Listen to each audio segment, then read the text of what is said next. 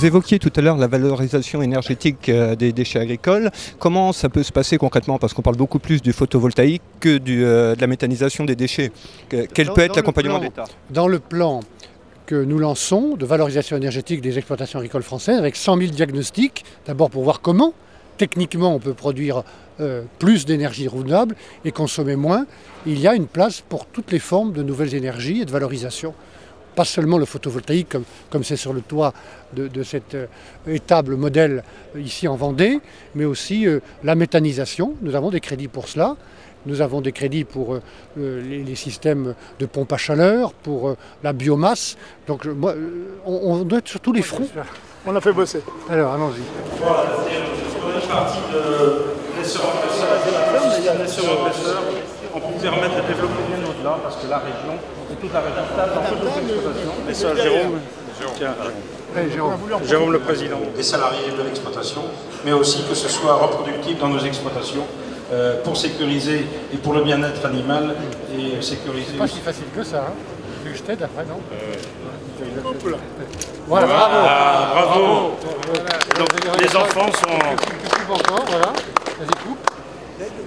Tous les agriculteurs qui peuvent voir comment ça se passe sur ces toits et l'usage qu'on fait de ces panneaux photovoltaïques.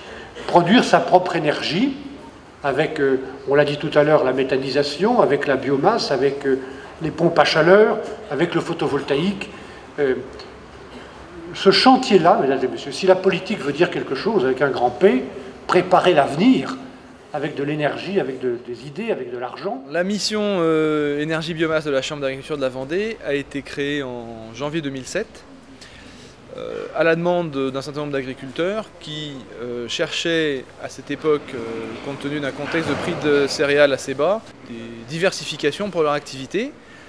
Et c'était aussi une époque où on parlait beaucoup de valorisation de la biomasse, soit les huiles végétales pures, soit les chaudières, soit la méthanisation. Et donc évidemment, la Chambre s'est posée à trouver l'intérêt de construire une mission biomasse pour travailler sur ces sujets-là et accompagner les agriculteurs.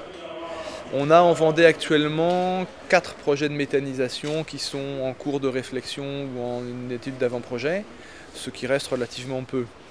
Le photovoltaïque, beaucoup plus de gens sont intéressés parce que c'est beaucoup moins complexe sur le plan administratif, parce que aussi c'est beaucoup moins de charges de travail ensuite dans le fonctionnement de l'installation. Et c'est une rentabilité qui est modeste mais pas inintéressante. Alors ce bâtiment a une petite spécificité, c'est qu'on n'est pas dans des conditions techniques du site qui sont idéales. Idéalement, il faudrait que la toiture solaire soit orientée plein sud, et en fait elle est orientée plein ouest. Et cela tient au fait que c'est une stabulation, donc pour des questions d'état sanitaire des animaux, on fixe une orientation perpendiculaire au vent dominant, de façon à avoir la meilleure ventilation possible, et donc on s'oriente est-ouest, au lieu de s'orienter nord-sud, enfin les toitures est-ouest.